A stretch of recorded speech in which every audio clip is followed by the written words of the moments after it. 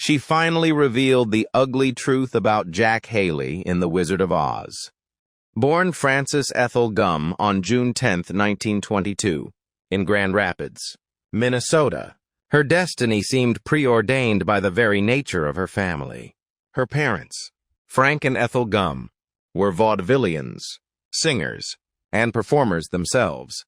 The stage wasn't just a profession, it was the family business, and Frances and her two older sisters were immersed in it from their earliest years. Ethel, in particular, was a classic stage mother, ambitious, driven, and keenly aware of her youngest daughter's exceptional vocal talent.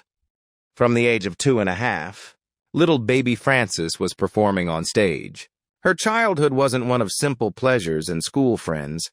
It was a relentless cycle of performances, rehearsals, and travel, moving from town to town.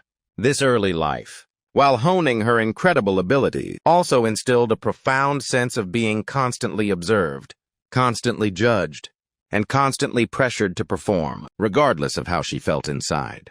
This environment, lacking true security and nurturing, molded a young girl who was exceptionally gifted, yet deeply vulnerable, insecure, and desperate for genuine affection and acceptance. This inherent fragility would become a defining characteristic and a tragic liability as she ascended to the dazzling, yet often cruel, heights of Hollywood.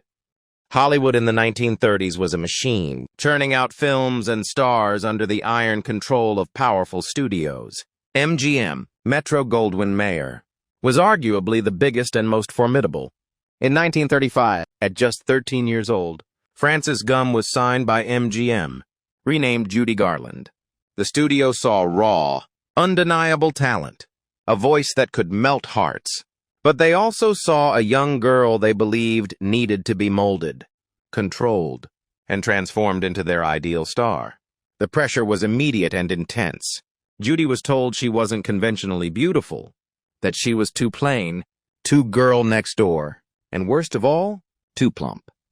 Studio executives put her on stringent diets and, in a practice that would tragically define her life, began administering pills. Amphetamines were given to suppress her appetite and keep her energy levels artificially high during the punishing workdays that could stretch up to 18 hours for child actors.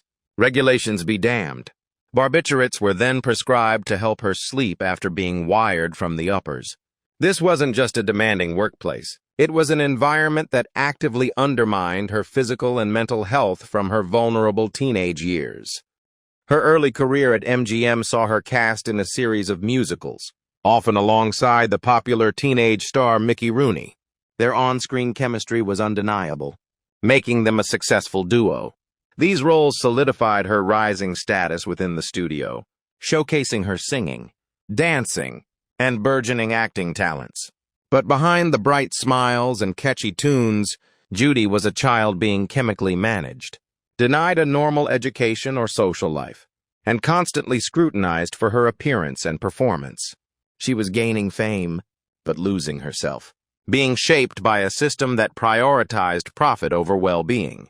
It was a dangerous foundation for the superstardom that was about to erupt. Then came 1939, and the film that would catapult Judy Garland into immortal global stardom, The Wizard of Oz. It was a monumental production for MGM, a Technicolor fantasy based on L. Frank Baum's beloved book. Landing the role of Dorothy Gale wasn't guaranteed for Judy. Shirley Temple was initially considered, but MGM traded talent with 20th Century Fox to secure Judy for the part. It was a decision that would become cinematic history. The film, upon release, was a sensation. Judy's performance as the yearning, homesick Dorothy, her iconic rendition of Over the Rainbow, captured the hearts of audiences worldwide. She received a special Juvenile Academy Award for her performance. The Wizard of Oz became, and remains, a cultural touchstone, a symbol of innocence, adventure, and the magic of movies. However, the making of this magical film is infamous for its harsh reality. The production was plagued with problems. Multiple directors came and went. The costumes were uncomfortable, heavy, and caused physical distress in the hot studio lights. The hours were grueling. often stretching late into the night, especially difficult for the younger cast members. And the makeup was a nightmare. The original actor cast as the Tin Man, Buddy Ebsen, suffered a severe allergic reaction to the aluminum dust makeup and was hospitalized, nearly dying. He had to be replaced. Stepping into the silver suit was Jack Haley, primarily known as a vaudeville comedian. Haley's makeup was a paste, which, while safer than the dust, caused him discomfort and even led to a serious eye infection that required medical attention. In this environment of intense pressure, physical discomfort, and relentless work, where even the simple act of breathing or seeing could be compromised by costumes and makeup, Judy, at just 16 years old, was navigating the emotional and physical toll, compounded by the studio's continued administration of pills. While some cast members, like Ray Bolger, offered warmth and camaraderie, the set of The Wizard of Oz was far from the cheerful land of Oz. It was a high-stakes, difficult production that pushed everyone to their limits. And it was here, amidst the artificial trees and painted backdrops, that Judy Garland formed deep-seated impressions about her co-stars, impressions she would later carry, and eventually share. At 16, during the filming of The Wizard of Oz, Judy Garland was not just playing a character. She was a young girl under immense pressure, navigating her adolescence in the most unnatural of environments. Her reliance on studio-provided pills meant her body and mind were constantly fluctuating. She was often exhausted, emotionally fragile, and yearning for genuine connection and kindness in a world filled with professionals focused on getting the job done, no matter the cost. While the on-screen chemistry of the Oz Quartet, Dorothy, the Scarecrow, the Tin Man, and the Cowardly Lion seemed effortless and full of heart, the reality off-camera was, as we've touched upon, far more complex. Relationships between the cast members varied. Some formed closer bonds, finding solace in shared hardship. Others maintained a more professional distance. And for Judy, her interactions with each of her co-stars left distinct marks on her memory and her feelings about the experience. It was in this pressurized cooker, this magical yet demanding world of make-believe and harsh reality, that Judy Garland's experiences with Jack Haley began to shape a perspective that she would carry for the rest of her life. A perspective that, years later, she would finally feel compelled to articulate as the ugly truth. So, what exactly was this ugly truth that Judy Garland, the beloved Dorothy, eventually revealed about Jack Haley, the seemingly kind Tin Man? It wasn't a widely reported scandal, not something splashed across the tabloids at the time. Instead, it was a quieter, more insidious truth, a truth about the human behavior behind the character and how it impacted a vulnerable young woman on a notoriously difficult film set. Judy Garland didn't make these revelations publicly during the height of her career. The studio system was too powerful, controlling every aspect of a star's image and narrative. To speak out against a co-star, especially one in a beloved film, would have been professional suicide. These were feelings, observations, and pains she carried internally, sharing them only later in life, perhaps in moments of reflection, vulnerability, or frank conversation with those she trusted most, particularly her children. And perhaps the most poignant, complex, and deeply human layer to this ugly truth is added by a twist of fate that occurred years after the film was made. Judy's own daughter, the internationally acclaimed singer and actress Liza Minnelli, would later marry Jack Haley's son, Jack Haley Jr., a successful film producer and director. Imagine the dinner table conversations, the family gatherings, where Liza, who surely heard her mother's painful accounts of the Oz set, now had to navigate that history while married to the devoted son of the man her mother had complicated, perhaps negative, feelings about. This unique connection gives immense weight and credibility to the idea that Judy did indeed share her unvarnished perspective on Jack Haley Sr., a perspective that clearly differed from the sunny public image.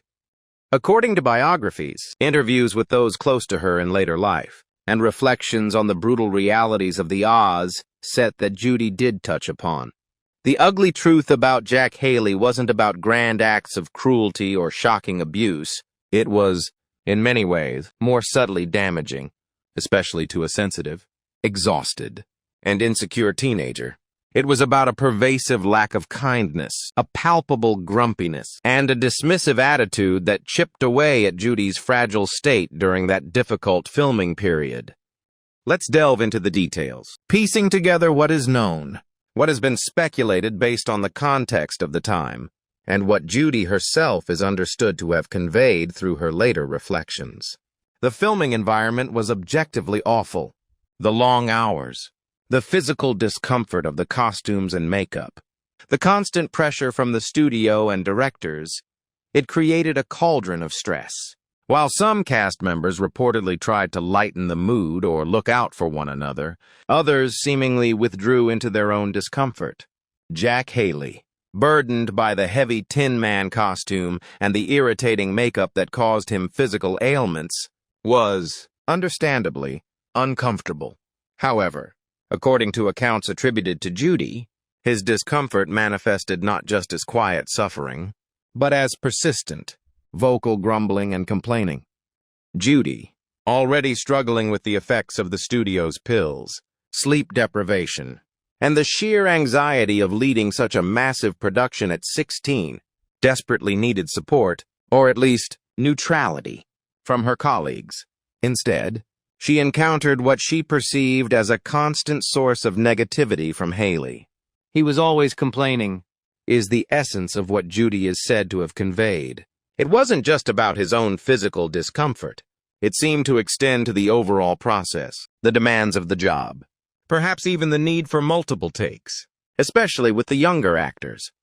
Consider the atmosphere on set during a difficult scene. Judy might be struggling with lines or choreography, or simply battling the effects of the drugs she'd been given. A kind word, a patient glance, or even just a neutral silence from a senior colleague could have made a difference. Instead, the impression Judy was left with was of Haley's palpable irritation, his sighs, his mutters of frustration, potentially even sarcastic remarks under his breath about the difficulties of working on the film or with the cast. It felt like he resented being there sometimes, is a sentiment that aligns with Judy's later reflections on the overall unpleasantness of the Oz production. While the other principal actors, Ray Bolger, Burt Lahr, and Frank Morgan, each had their own ways of coping.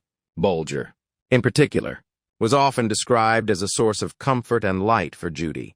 The contrast between Bolger's reported kindness and empathy and Haley's perceived grumpiness and detachment would have been stark for a young girl starved for genuine connection.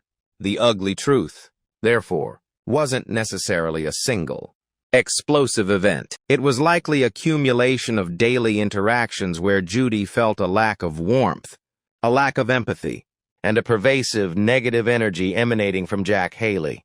He wasn't acting like the character he played, the one who yearned for a heart. In her experience, he seemed to display an unfortunate absence of those very qualities towards her during a time she desperately needed them. One can speculate, based on the personalities and the environment, about specific types of interactions that might have occurred. Perhaps Haley would sigh dramatically after a take didn't go perfectly, sending an unspoken message of impatience. Maybe he would complain loudly about the heat, the wait times, or the complexity of a shot, creating a tense atmosphere that a sensitive Judy would absorb. He might have made dismissive comments about the acting process or the youth of the cast that felt like veiled criticisms. This wasn't a grand act of malice, but a persistent, low-level unpleasantness that added to the already immense burden on Judy. For a 16-year-old who needed nurturing and understanding, encountering this kind of adult behavior, this perceived self-absorption and lack of grace under pressure, would have been deeply disappointing and hurtful. The fact that this perspective came from Judy Garland herself is what makes it so significant. She wasn't just an observer. She was living through the most intense and formative, yet also damaging, period of her young life. Her feelings about the people around her on that set were etched deep into her memory. The Oz set was where her reliance on drugs solidified, where the grueling reality of studio control became undeniable, and where she learned that even the most magical experiences could hide mundane, yet painful, human flaws. The contrast between Jack Haley's on-screen persona as the sweet, earnest Tin Man and Judy's later revealed perception of him off-screen as grumpy and perhaps lacking empathy is the core of this ugly truth. The character of the Tin Man wants a heart so he can love and feel for others. The actor, in Judy's experience, seemed to display an unfortunate absence of those very qualities towards her during a time she desperately needed them. This truth became even more poignant, even more complex, through the family connection that developed later. When Liza Minnelli married Jack Haley Jr., the weight of her mother's past feelings about his father must have been immense. Did they ever truly reconcile these differing views? Did Liza? Hearing her mother's stories of hardship on the Oz set that included negative accounts of Jack Haley Sr., find herself caught between her mother's truth and her husband's love and respect for his own father? This familial tie elevates Judy's personal experience from a mere anecdote to a deeply interwoven thread in the complex tapestry of Hollywood history and the lives of those caught within it.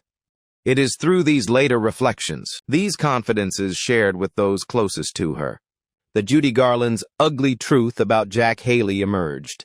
It wasn't about uncovering a crime or a major scandal. It was about the everyday reality of working in a high-pressure, dehumanizing environment, and how the behaviors of colleagues, even seemingly minor ones like grumpiness or a lack of empathy, could deeply affect a vulnerable soul. For Judy, the man who played the Tin Man wasn't the embodiment of heartfelt longing. He was, in her experience on set, a reminder of the lack of warmth and support she so desperately needed, a small but significant piece of the larger, ugly reality behind the curtain of Oz. It was an ugly truth because it tarnished the perfect, magical memory of the film and exposed the all-too-human flaws that existed even amongst the most beloved characters. The difficult production of The Wizard of Oz was, tragically, not an anomaly in Judy Garland's life. The pressures she faced on that set, the introduction and reliance on pharmaceuticals orchestrated by the studio, laid the groundwork for a lifetime of struggle. Despite achieving stratospheric fame and delivering countless unforgettable performances in films like Meet Me in St. Louis, Easter Parade, and A Star is Born, her personal life became increasingly tumultuous. Judy battled addiction for decades, a dependency that began with those early studio-mandated pills. She went through 5 marriages, each marked by difficulty. Financial problems plagued her throughout her adult life. Despite her immense talent and earning potential, a testament to the exploitative nature of the industry and perhaps her own struggles with managing her affairs amidst her personal demons, her physical and mental health deteriorated significantly over the years. The bright, vibrant girl who sang under the rainbow was increasingly consumed by exhaustion, insecurity, and the ravages of addiction and depression. She attempted comebacks, famously electrifying audiences in concert halls, proving her voice and talent remained unparalleled. But the underlying issues, the deep-seated pain and vulnerability forged in her difficult youth and exacerbated by Hollywood's machine, were never truly resolved. Her final years were marked by declining health and continued struggles, a stark contrast to the youthful energy she displayed as Dorothy. On June 22, 1969, just 12 days after her 47th birthday, Judy Garland was found dead in the bathroom of her rented Mews house in London. The cause of death was ruled an accidental overdose of barbiturates. While accidental, it was undeniably a death directly linked to the lifelong battle with substance abuse that had begun in her teenage years at MGM. Her passing sent shockwaves across the globe. Fans mourned the loss of a legendary talent, but those who knew her and understood the price she paid for her fame mourned the loss of a woman who had endured immense suffering.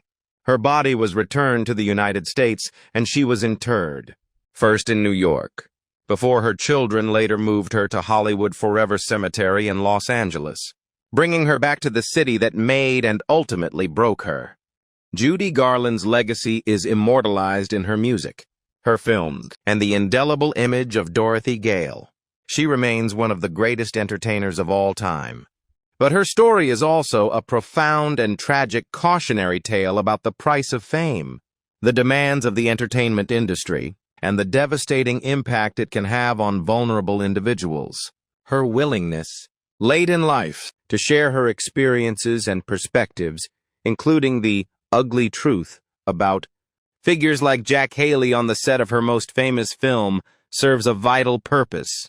It reminds us that behind the carefully constructed magic of Hollywood, there were real people with real struggles and complex, sometimes painful, interactions. These revelations, however subjective, pull back the curtain and reveal the human cost of the dream factory.